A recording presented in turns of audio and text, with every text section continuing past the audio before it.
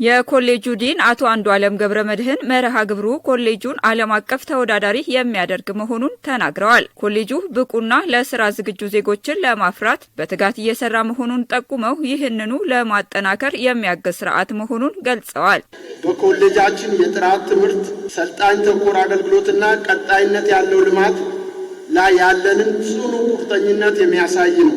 ቦንጋ ፖሊቴክኒክ ኮሌጅ ከመጀመሪያው ጀምሮ ለአካባቢውና ለሀገራችን ብቁ ተግባራዊና ለስራ ገበያ ዝግጁ ዜጎችን ለማፍራት በትጋት የሚሰራ ተቋም ነው። አይሶ 21001 ይህን ተልዕኮ በዓለም አቀፍ ደረጃ የተፈቀደ ስራ በመጠቀም እንድናጠናክር ያግዘናል። ተማሪን መሰረት ያደረገ አስተዳደር ለመፍጠርና በመረጃና ማስረጃ ላይ የተመሰረተ ውሳኔ ለመስጠት እንዲሁም ግልጽነትንና ተጠያቂነትን ለማስፈን ቁልፍ መሳሪያ ነው ብለዋል። የዚህ ስራ መጀመር የአመራሮችን ቁርጠኝነት፣ የሰራተኞችን ተሳትፎና የሰልጣኞችን ተጠቃሚነት ማዕከል ያደረገ አዲስ ምዕራፍ መሆኑንም ተናግረዋል። አይሶ ከሰርቲፊኬሽን በላይ ነው። ከዛ ባሻገር የአሰራር ስርዓታችንን የምናዘምንበትና ስልጣናችንን ሰልጣኝ ተኮር የምናደርግበት የአሰራር ስርዓት ነው ማለት ይቻላል። ይሄን ተቋም ወደ ተሻለ ደረጃ ለማሻገር ጠንክረን በርትተን መስራት አለብን። ከተለመደው ከምቾት ዞን ወይም ኮምፎርት ዞን ወጥተን መስራት ይጠበቅብናል። በተለመደው አሰራር ከሄድን የትም አንደርስም፣ ምንም ጥርጥር የለው።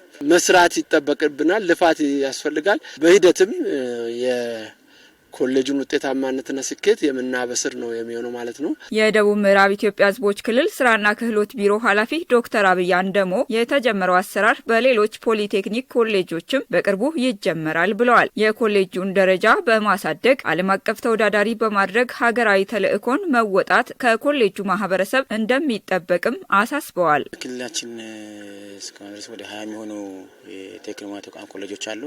ከዚህ ውስጥ 4ቱ በፖሊቴክኒክ ኮሌጆች ናቸው።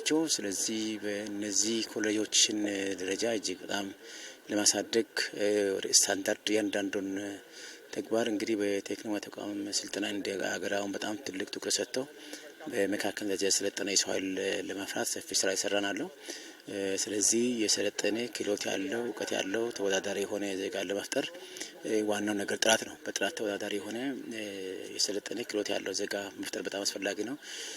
ለአንድ ሀገር እድገትም እጅግ በጣም ወሳኝ ነው። ለዚህ ደግሞ እንደ ሀገር አሁን የተያዘው ገበያ ማዕከል ያደረገ ክህሎት መር ስራ ፈጠራን ስኬታማ ለማድረግ በብልጽግና የተያዘውን ግብን ለማድረስ ዋናው ነገር በቴክኒክ ተቋም ሰልጥነው የሚወጡ ዜጎቻችን እጅግ በጣም ወሳኝ ናቸውና ከዚህ አኳያ ጥራት ያለው ስልጠና በቴክኒክ ተቋሞቻችን ለመስጠት በእኛ ክልል ከ4ቱም ፖሊዎች ላይ አይሶ ሰርቲፋይ ለማድረግ ስራዎችን እየሰራ ነው። ላለፉት 6 ወራት በጣም ሰፋፊ ስራዎች ሰርተናል።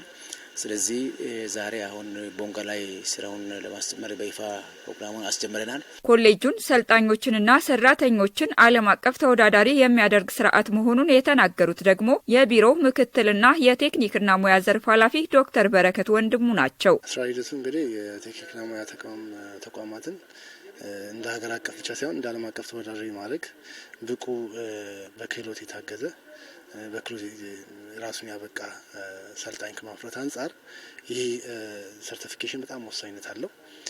ሰልጣኞቻችን ከሀገር አቀፍ አልፎ በዓለም አቀፍ ደረጃ በጣም እውቅናን ያተረፉ የትኛውን ቦታ ለመቀጠል እንዲችሉ የአይሶ ሰርቲፊኬሽን ኢንተርናሽናል ስታንዳርዳይዜሽን ስለሆነ ይህን ሰርቲፊኬሽን ይህን ኳሊቲ ከአይሶ አገኘን ማለት እንደ ዓለም አቀፍ ደረጃ በዓለም አቀፍ ደረጃ ተወዳዳሪና ብቁ መሆን እንችላለን ማለት ነው። በኢትዮጵያ ደረጃዎች ኢንስቲትዩት የስልጠናና ቴክኒክ ድጋፍ ስራ አስፈጻሚ አቶ መንግስቱ ተፈራ የትምህርት ተቋማት ዓለም አቀፍ ተወዳዳሪ እንዲሆኑ የሚያስችል መርሃ ግብር ነው ብለዋል። ኮሌጁ ተወዳዳሪ እንዲሆን የትምህርት ተቋማት የጥራት አስተዳደር ስርዓት መጀመሩ ከፍተኛ ሚና እንዳለው አመላክተዋል። አይሶ ማለት የዓለም አቀፍ የደረጃ ውጪ አንደኛው አካል ነው። ብዙ ደረጃ ውጪ አካላት አሉ።